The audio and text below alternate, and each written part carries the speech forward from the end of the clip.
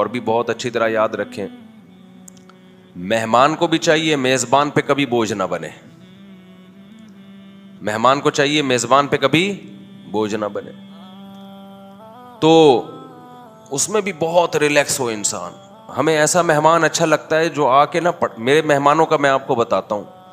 ہمارے ایک دوست ہیں لاہور میں، وہ میرے پاس آ گئے مہمان بن کے. میں نے انہیں کہا کہ کبھی کراچی آؤ یار ہمارے یہاں، بڑی پرانی دوستی ہے.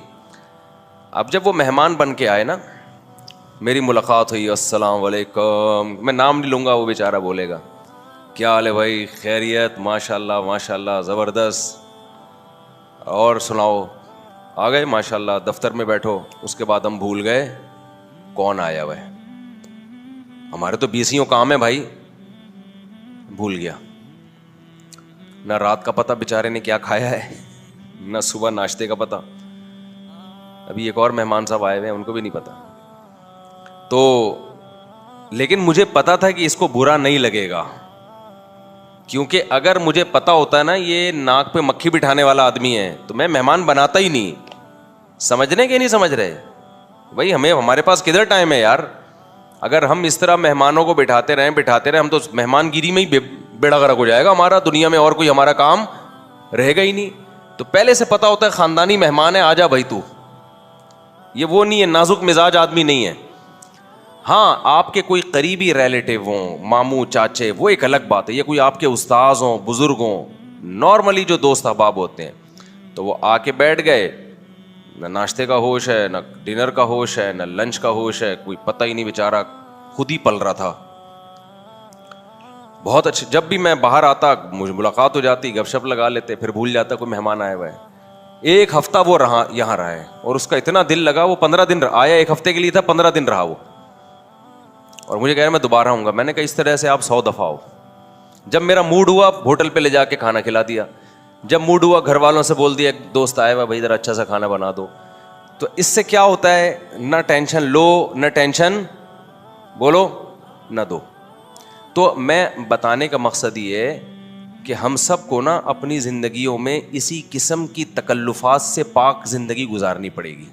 اپنی زندگیوں میں یہ تکلفات ہمیں کیا کرنے پڑیں گے، نکال لیں. ورنہ دنیا میں کوئی کام نہیں کر سکتے، سوائے تکلفات ہی میں لگے رہو گے ساری زندگی. کوئی کام نہیں کر سکتے دنیا میں. ہم لوگ جو ویلے ہیں نا، پاکستانی قوم کے بارے میں مشہور ہے، وہ کیا ہوتی ہے، ویلی قوم ہے نا، تو وہ ہے ہی اسی وجہ سے. تو ویلے بن کے مت رہو بھائی، اپنے آپ کو کارآمد بناؤ، کارآمد زندگی گزارو. ابھی جو میرے جو غصہ ہے نا پورا نکلا نہیں ہے، وہ میں نے واقعہ سنایا نہیں، وہ صاحب سمجھ جائیں گے جن کی بات ہو رہی ہے. جس شہر میں گیا وہاں کا واقعہ یہ، تو وہ سمجھ جائیں گے میری بات ہو رہی ہے، اس لیے میں اس کو بڑی مشکل سے نا بریک لگا کے رکھا ہوا ہے کہ ایسا نہ وہ زیادہ بے اکرامی ہو جائے گی. خلاصہ یہ نکلا، المسلم من سلم المسلمون من لسانہ ویدہ، مسلمان وہ ہے جس کی زبان اور ہاتھ سے دوسرے مسلمان محفوظ رہیں. جب بھی کوئی بندہ اکیلا بیٹھا ہوا ہے، ایسے ہی جا کے نہ بیٹھ جاؤ اس کے ساتھ اور گپ شپ لگانا نہ شروع کر دو. وہ کسی کام میں مشغول ہے بھائی، وہ آپ کی طرف توجہ کرے گا، پھر 20 کام اس کے رہ جائیں گے. سمجھتے ہو گے نہیں سمجھتے؟ حضرت مولانا اشرف علی تھانوی رحمہ اللہ نے فرمایا کہ جب بھی تمہارے گھر کوئی مہمان آئے نا، سب سے پہلے اس کو واش روم کا پتہ بتاؤ. سب سے پہلے کیا بتاؤ اس کو، واش روم. وجہ اس کی یہ کہ بعض دفعہ مہمان کو قضائے حاجت کا تقاضا ہوتا ہے، وہ میزبان سے شرم کی وجہ سے کہہ نہیں رہا ہوتا، کہ میزبان بولے گا کہ آتے ہی بیت الخلا ہے بھائی یہ ہوتا ہے بعض لوگوں میں. سب سے پہلے اس کو کیا بتاؤ بھائی، یہ کیا ہے، یہ واش روم ہے. تو ان حقیقی راحت کا خیال کرنا چاہیے کہ سامنے والے کو حقیقت میں خوشی اور راحت کس میں ہے. یہ خلاصہ ہے پوری بحث کا. ہمارے شیخ حضرت مفتی رشید احمد صاحب رحمہ اللہ تعالیٰ اپنے گھر والوں کی، اپنی زوجہ کی راحت کا ایسا خیال کرتے تھے، اتنا خیال. حضرت فرماتے ہیں جب گھر میں کھانا پکتا تھا نا، میں خود جا کے نہیں نکالتا، کیونکہ خواتین کو پتا ہوتا ہے بھائی اتنا گوشت ہے، اتنے آلو ہیں، اتنے افراد ہیں، تو اس حساب سے ہم نے تقسیم کر کے دینا ہے. آپ گئے ڈونگے میں ساری بوٹیاں اٹھا کے لے آئے، اس کے بعد شوربہ تیر رہا ہے.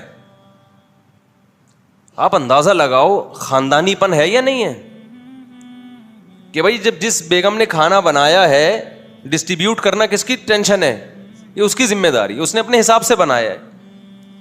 हमें याद है एक दफ़ा हमारे मदरसे में खाना पका, मुर्गी थी ना, एक तालिब इल्म ने डोंगा भर के ना यूं सारी मुर्गियां लाके अपनी प्लेट में, दूसरे में हमें तयम्मुम के लिए शोरबा, वुजू के लिए। हम देख रहे हैं यार ये क्या है, खैर मुंह नीचे करके खा रहे हैं हम। दूसरे तालिब इल्म को गुस्सा आ गया, उसने बोला भाई सारी बोटियां तो तू फोड़ दी है तूने।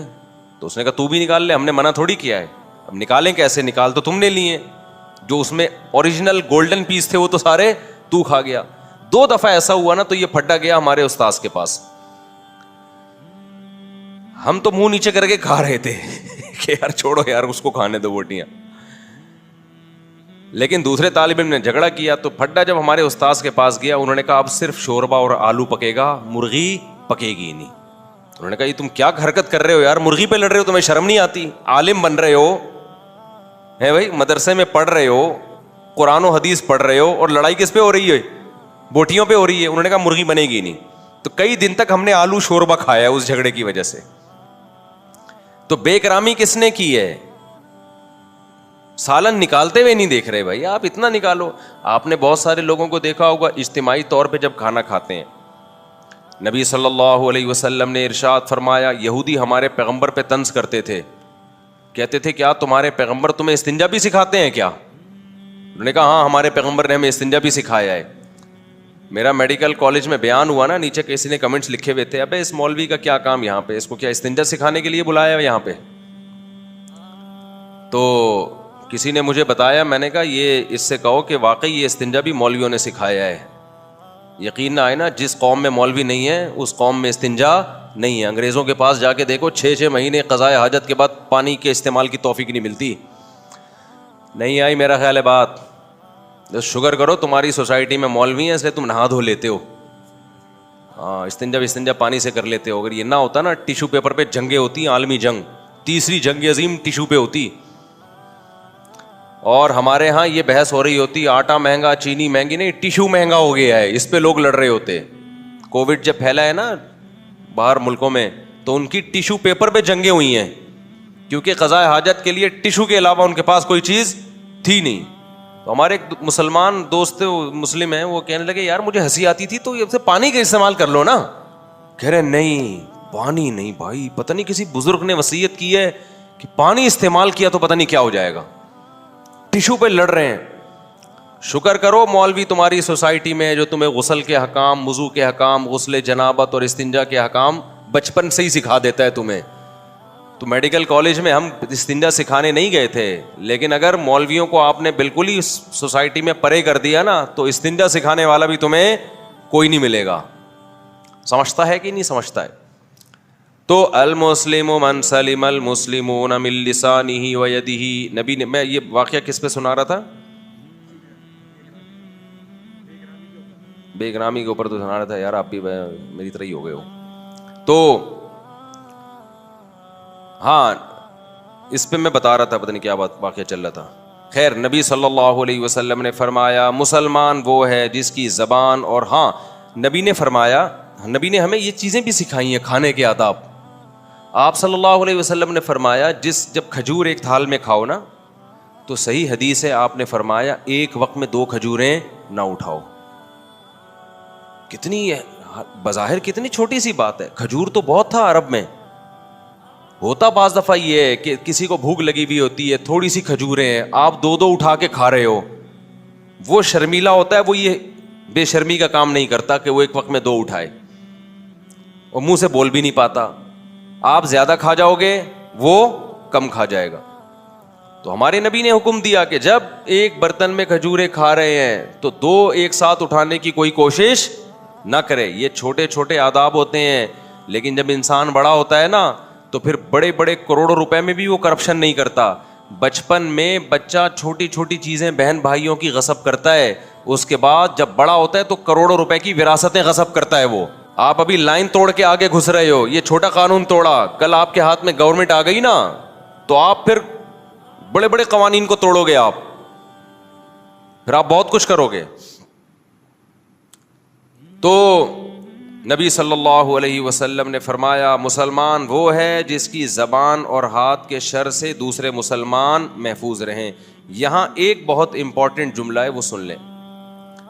حضرت مولانا اشرف علی تھانوی رحمہ اللہ ہی فرمایا کرتے تھے اس حدیث کی تشریح میں, کہ فرماتے تھے کہ بہت سے لوگ جب کسی کو تکلیف پہنچاتے ہیں, ان سے پوچھا جائے یار آپ کی وجہ سے ہمیں یہ تکلیف ہوئی ہے, تو وہ کہتے ہیں ہماری نیت تکلیف دینے کی نہیں تھی, غلطی سے ہوا ہے. کیسے ہوا ہے؟ بولو. غلطی سے, ہماری نیت یہ نہیں تھی.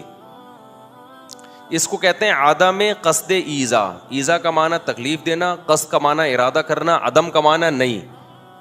یعنی عدم قصد ایذا, تکلیف دینے کا قصد نہیں تھا ہمارا, تکلیف دینے کا ارادہ ہمارا نہیں تھا. کہا گناہ سے بچنے کے لیے اتنا کافی نہیں ہے کہ آپ یہ بولیں کہ میرا ارادہ نہیں تھا, یہ بغیر ارادے کے تکلیف پہنچی ہے. فرمایا پھر بھی گناہ ملے گا, بلکہ یہ ضروری ہے قصد عدم ایذا, ایذا نہ پہنچانے کا ارادہ کریں. آپ جب کوئی کام کریں نا تو پہلے سوچیں کہ ایسا تو نہیں ہے میرے اس کام سے کسی کو تکلیف ہوگی. مثال کے طور پر آپ گاڑی ریورس کر رہے ہیں, آپ کا ارادہ نہیں ہے پیچھے جو کھڑا ہوا ہے اس کو پیل دوں میں.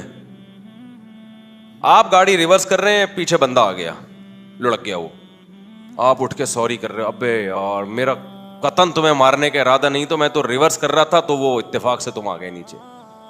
تو واقعی آپ کا ارادہ تکلیف پہنچانے کا نہیں تھا, لیکن جب گاڑی آپ نے ریورس کی تو آپ کا باقاعدہ تکلیف نہ پہنچانے کا ارادہ ہونا چاہیے تھا. آپ پہلے ارادہ کرتے کہ میں ارادہ کرتا ہوں کہ میرے اس عمل سے کسی کو تکلیف تو نہیں ہو رہی. تو جب آپ یہ ارادہ کرو گے تو اٹھ کے پیچھے دیکھو گے, چاروں طرف جائزہ لوگے, کیونکہ بندہ تو نہیں کھڑا ہوا. 100 دفعہ جائزہ لوگے, اس کے بعد آپ گاڑی ریورس کرو گے. اب کسی کو تکلیف نہیں ہوگی. یہاں گیٹ تھا نا, بعض دفعہ ایک بندہ موٹر سائیکل لے کے نکل رہا ہوتا تھا, ادھر سے دوسری گاڑی آ رہی ہے, بھیڑتا ہوا چل, گاڑی والے نے مار دیا, اس نے مار دیا. بھائی جب آپ کو پتا ہے ادھر بھی روڈ ہے تو آپ گاڑی اسپیڈ میں لیتے ہوئے نکل کیوں رہے ہو؟ آپ پہلے رک جاؤ, دائیں بائیں دیکھو کہ کوئی بندہ تو نہیں آ رہا. تو پوری قوم کا یہ بڑا المیہ ہے. وراثت میں دیکھو کیا ہوتا ہے, ابا کا انتقال ہو گیا, لوگ وراثت نہیں دے رہے ہوتے کہ بہنیں ابھی مانگ نہیں رہی ہیں, بھائی ابھی مانگ نہیں رہے ہیں, جب مانگیں گے تو ہم دیں گے. آپ گنہگار ہو رہے ہو. اگرچہ آپ کا ان کو تکلیف پہنچانے کا ارادہ نہیں ہے, لیکن عین ممکن ہے اگلے کے دل میں خیالات آ رہے ہوں کہ یار یہ بڑا بھائی وراثت کیوں غصب کر کے بیٹھا ہوا ہے. یہ خیال آ سکتا ہے کہ نہیں آ سکتا؟ یار دیتا کیوں نہیں ہے بھائی؟ پھر لوگ کہتے ہیں بھائی ہمیں دو, دی کیوں نہیں اتنے سال سے؟ تو وہ کہتے ہیں آپ نے مانگی. وہ شرم کی وجہ سے نہیں مانگ رہا, وہ منہ سے بول نہیں پا رہا ہے, اس کے دل میں وسوسے آ رہے ہیں کہ یار یہ پتہ نہیں وراثت میں کیا ہو رہا ہے.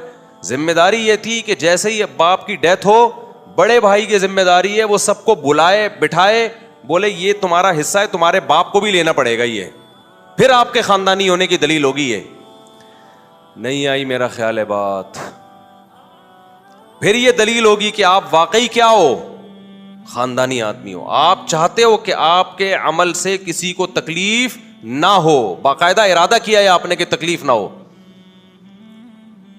میں ایک اکثر واقعہ بتاتا ہوں. میں جب یہاں آیا نا تو میں نے گھر کے کارپیٹ دھلوانے تھے, ادھر ایک ڈرائی کلینر تھے, میں ان کے گھر گیا, میں نے کہا بھائی مجھے کارپیٹ دھلوانے ہیں, کوئی مزدور بھیج دیں جو کارپیٹ اٹھا لیں, اٹھا کے ڈرائی کلینر کے اپنی دکان میں لے جائیں. انہوں نے کہا ٹھیک ہے, صبح 9 بجے مزدور آ جائیں گے. میں نے کہا ٹھیک ہے جی. میں گھر آیا تو ہمارا ارادہ بدل گیا, یا کوئی دوسرا بندہ مل گیا ہوگا ہمیں. جیسے ہی ارادہ بدلا میں فوراً اس کے گھر گیا, میں نے بیل بجائی, وہ صاحب اوپر سے آئے, کون؟ میں نے کہا بھائی ہمارا ارادہ بدل گیا ہے, آپ مزدور نہ منگوائیں. وہ اتنا خوش ہوا, اس نے کہا یار آپ پہلے آدمی ہو جس نے سودا کینسل کیا ہے اور پہلے مجھے مطلع کر دیا. ورنہ ہوتا یہ ہے کہ مزدور صبح آ جاتے ہیں, بیل بجا رہے ہوتے ہیں, دروازہ نہیں کھولتے, اور پھر زیادہ بیل بجاتے ہیں تو کہتے ہیں بھائی ہم نے نہیں دھلوانے, وہ چلے جاتے ہیں بےچارے. تو یہ گناہ ہوگا کہ نہیں ہوگا آپ کو؟ اور اس میں نماز بھی ہے, داڑھی بھی ہے, اور صبح شام ذکر اللہ بھی چل رہا ہے. آپ خود اپنے اوپر رکھ کے سوچو, کسی نے آپ کو کوئی کام لگایا, آپ گئے, ٹائم خرچ کر کے اپنا دوسرے سودے کینسل کر دیا آپ نے, دوسری جگہ جو آپ کی ڈیلنگ تھی وہ کینسل کر دیا آپ نے, وہاں گئے, اب آپ کیا کر رہے ہیں, وہ آپ کو کہہ رہا ہے ہمیں اب ضرورت نہیں ہے. آپ کو غصہ آئے گا کہ نہیں آئے گا؟ بھائی کون سی انسانیت ہے یار, ضرورت نہیں تھی رات کال کر کے بتا دیتے آپ ہمیں. اور پھر اگر مزدوروں کے ساتھ آپ نے ایسا کیا, بعض دفعہ یہ ہوتا ہے ایمرجنسی میں ایسا ہوتا ہے کہ مزدور آپ نے بلائے اگلے دن, جب آئے تو آپ کا ارادہ بدل گیا, تو پھر آپ اس کی تلافی کرو کہ یار ہم نے آپ کو بلایا تھا, ارادہ بدل گیا, لیکن آپ کو جو تکلیف ہوئی ہے, سوری نہیں کرنا. یہ سوری کا لفظ اپنی ڈکشنری سے نکال دو, یہ دنیا میں سب سے فضول لفظ ہے. اس کو پیسے پکڑاؤ, یہ پیسے ہیں بھائی, مجھ سے غلطی ہوئی ہے, کچھ پیسے ان کو بولو نا دے دو. روکھڑا خرچ کرتے ہوئے جان نکلتی ہے, مسئلہ سارا یہ ہے. اس کو 150 روپے پکڑا دو, یار میری وجہ سے تمہیں تکلیف ہوئی ہے یار, یہ پیسے لے لو. وہ خوش ہو جائے گا کہ چلو یار تھوڑی سی میری کیا کر دی اس نے, تلافی کر دی. سوریوں پہ کام چل رہا ہے تو بھائی اس کو تھوڑا سا, مزدور آدمی ہے نا, اس کی تو دہاڑی کا مسئلہ ہے, 150 روپے پکڑا دو یار, غلطی ہو گئی یہ لو. رکشے والوں کے ساتھ کیا ظلم ہوتا ہے. آپ نے رکشے والے کو بتایا جی اورنگی ٹاؤن میں فلاں جگہ جانا ہے, پوری طے ہو گیا سب کچھ, کتنے پیسے جی, 1000 روپے دوں گا. اچھا جی بیٹھ جا. اب آپ جا رہے ہو, اب وہ بیچارہ, اب وہاں ٹریفک جام ہے, گلیوں میں گھوم رہا ہے, ادھر گھوم رہا ہے, ادھر گھوم رہا ہے, اس کی گیس خرچ ہو رہی ہے, اس کا پیٹرول خرچ ہو رہا ہے, اس کا ٹائم خرچ ہو رہا ہے. مجال ہے آپ کی جیب سے, میٹر گھومنا شروع ہوتا ہے, مجال ہے اس کمبخت کی جیب سے 50 روپے اس کے لیے زیادہ نکل جائیں خود ہی, کہ یار تو نے آدھا گھنٹہ میرے ساتھ زیادہ لگایا ہے تو اب تیرا حق بنتا ہے. بات 1000 کی طے ہوئی تھی, یہ 1100 روپے پکڑ. الٹا وہ لڑے گا کہ بھائی مجھے 1000 نہیں 1100, اور یہ کہے گا نہیں 1100 کس بات کے, 1000 میں بات ہوئی تھی نا تجھ سے. بھائی بات 1000 میں ہوئی تھی, لیکن یہ تو توقع نہیں تھی نا کہ آدھا پونا گھنٹہ اوپر لگ جائے گا رش کی وجہ سے یا کسی بھی وجہ سے. وہ بیچارہ مزدور آدمی ہے, جو اس کے ذہن میں تھا وہ تو آدھا گھنٹہ تھا, پونا گھنٹہ تھا, لگ گئے 1.5 گھنٹے. تو اب یہ آپ کی اخلاقی ذمہ داری ہے کہ آپ اس کو 150 روپے نکال کے زیادہ دے دو, اس کے مانگنے سے پہلے دے دو کہ لے بھائی یہ لے یار, بات 1000 میں ہوئی تھی, یہ 1100 روپے پکڑ. دعائیں دے کے جائے گا آپ کو, وہ بولے گا کسی خاندانی کسٹمر سے واسطہ پڑا ہے, لیکن روکھڑا نہیں نکلنا. روکھڑے پہ مر جائے گا مسلمان. اس سے تہجد پڑھوا لو, پڑھ لے گا یہ, روزہ رکھوا لو, رکھے گا یہ, درود شریف پڑھوا لو, پڑھے گا یہ. روکھڑا اس کی جیب سے نکلے گا جب یہ کمبخت مرے گا, پھر اس کی جائیدادیں تقسیم ہوں گی, بٹوارے ہوں گے. اس سے پہلے کسی کے باپ میں طاقت نہیں ہے کہ اس کی جیب سے پیسے نکلوا لے. غصہ آ گیا مجھے تھوڑا سا, کائنڈلی میں معذرت چاہتا ہوں. کیوں دنیا سے محبت کر رہے ہو یار؟ اس دولت کو تم نے قبر میں لے کے جانا ہے, خرچ کرو, کتنا اچھا لگے گا نا. رکشے والا اچھا, اس کو خود لگے گا کہ یار کسٹمر کتنا پیارا ملا مجھے, بنتے 1000 تھے, دے کتنے رہے, 1200 دے رہا ہے, 1100 دے رہا ہے. وہ بھی کہے گا یار بڑا خاندانی آدمی مل گیا. کتنا مزہ آئے گا 100 روپے میں اگلا آپ کو اچھا سمجھنا شروع کر دے. اس سے بڑی نعمت کیا ہے بھائی؟ کیا خیال ہے؟ کوئی آپ کو اچھا انسان سمجھنا شروع کر دے, اور اس کے لیے تو لوگ کیا کیا پاپڑ بیلتے ہیں, کیا کچھ کرتے ہیں. تو اگر صرف آپ کے 100 روپے خرچ کرنے سے وہ سمجھنا شروع ہو جائے کہ یہ بندہ کیا ہے, نائس پرسن ہے, تو میں کہتا ہوں 200 روپے دے دو تاکہ وہ بہت اچھا سمجھے آپ. تو روکھڑے نکالا کرو, روکھڑے, سمجھ رہے ہو, خالی سوریوں پہ نہ ٹرخایا کرو. روکھڑے پتہ ہے بھکاریوں کو نکال کے دیتے ہیں جو کسی کام کے نہیں ہوتے. اب آج کل ایک نیا مسئلہ کھڑا ہو گیا بھیک مانگنے کا. آپ کہیں بھی, ہم تو لانگ روٹ پہ جاتے ہیں, گاڑی پارکنگ پہ کھڑی کرتے ہیں, گاڑی پارکنگ پہ کھڑی ہوئی ہے, جیسے ہی آؤ وہ وائپر نہ اس کا اٹھا ہوا ہوگا. ابے یہ کون اٹھا کے گیا ہے, ابھی تو میں اچھا والا وائپر تھا. یہ سگنل ہوتا ہے کہ صاحب پیسے دے دو. یہ سگنل ہوتا ہے کہ میں نے آپ کے گاڑی کا شیشہ کیا ہے, صاف کیا ہے. ہم نے نکال کے دے دیے, بھائی ماشاءاللہ گاڑی کا ویسے تو صاف ہی تھا لیکن اس نے بھی صاف کر دیا, 20 روپے. آگے گئے ہیں, نماز کا ٹائم ہوا, گاڑی روکی ہم نے, نماز پڑھ کے آئے ہیں, پھر اٹھے ہوئے وائپر. میں نے کہا شیشے تو ابھی صاف ہوئے تھے یار. اب غیر اخلاقی سی حرکت لگتی ہے یار, ایک آدمی آپ کی گاڑی کا شیشہ صاف کر رہا ہے. میں نے کہا ہاں بھائی 20-25 روپے 30 روپے یہ لے بھائی. شروع میں تو میں زیادہ دیتا تھا کہ یار بیچارہ غریب آدمی, 100 روپے پکڑا دو, 500 روپے پکڑا دو, بنتے 10 روپے 1000 پکڑا دو. اس کے بعد مجھے اندازہ ہوا بھائی یہ بھیک مانگنے کا بہترین طریقے. کام وہ کرو جس کی لوگوں کو ضرورت ہے, اس پہ پیسے مانگو. پھر ہم تھوڑا آگے گئے ہیں, پھر میں آیا ہوں وائپر. پورے راستے نا, ابھی میں پچھلے ہفتے جب اسلام آباد سے آیا, ابھی کل میں لاہور سے اسلام آباد گیا تھا بائی روڈ, تو وہاں بھی یہی.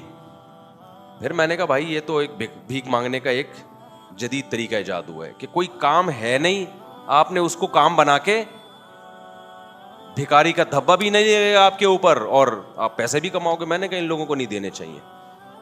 میری رائے ہے, غلط بھی ہو سکتی ہے, میں نے کہا ان کو نہیں دینے چاہیے. اس سے نقصان یہ ہو رہا ہے کہ یہ بھکاری بنیں گے. یہ بھکاری پنی تو ہے نا, کوئی ضرورت ہے نہیں. اب دیکھو مثال کے طور پر کسی چیز کی ضرورت نہیں ہے اور آپ وہ کام کرنا شروع کر دو تاکہ لوگ سمجھیں کہ میں مزدور ہوں, تو اس سے تو اپاہج پن بڑھے گا کہ نہیں بڑھے گا؟ ایک ایسی چیز میں لوگ لگنا شروع ہو جائیں گے جس کی سوسائٹی کو نیڈ نہیں ہے. اللہ تعالیٰ نے جو کسی کو غریب رکھا, کسی کو مالدار رکھا, کیوں رکھا ہے؟ تاکہ غریب آدمی کوئی کام کرے جس کے بدلے میں مالدار اس کو پیسہ دے, تو دونوں کی ضرورتیں پوری ہوں.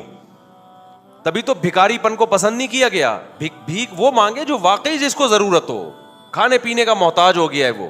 ورنہ تو اصل اسلام کس کو پروموٹ کرتا ہے؟ بھکاری پن کو نہیں کرتا. اسلام پروموٹ کرتا ہے محنت کر کے کمانا سیکھو. ہمارے نبی کی خدمت میں ایک بھکاری, ایک شخص آیا نا بھیک مانگنے کے لیے. آپ نے کہا کہ کلاڑا لے کر آؤ, جو مشہور حدیث ہے, اور گھر میں برتن لا کے بیچ کے ان کو کہا جاؤ جنگلوں سے, جنگل میں لکڑیاں کاٹ کے بیچو. تو کوئی کام بتایا ان کو. تو نبی صلی اللہ علیہ وسلم نے کیا فرمایا؟ من سلم المسلمون من لسانہ ویدہ, جس کی زبان سے دوسرے محفوظ رہیں, زبان کے شر سے بھی اور ہاتھ کے شر سے بھی. تو میں اس پہ بتا رہا تھا کہ عدم قصد ایذا کافی نہیں ہے کہ آپ یہ کہیں کہ میرا تکلیف پہنچانے کا ارادہ نہیں تھا. یہ ضروری ہے کہ تکلیف نہ پہنچانے کا باقاعدہ ارادہ ہو آپ کا. اور کسی عمل سے تکلیف ہو گئی, اگر وہ غریب طبقہ ہے, اپنے دوست ہیں, اپنے جیسا مالدار ہے, پھر سوری ٹھیک ہے. اگر غریب آدمی ہے تو سوری نہیں, پھر سوری پہ اس کو بولو مٹر کھاؤ, پھر پیسے دو اس کو. غریب آدمی جو ہے نا, اگر اس کے ساتھ ظلم زیادتی کر لیا آپ نے, تو پھر خالی سوری نہیں چلے گا, پھر اس کو پیسے دو آپ.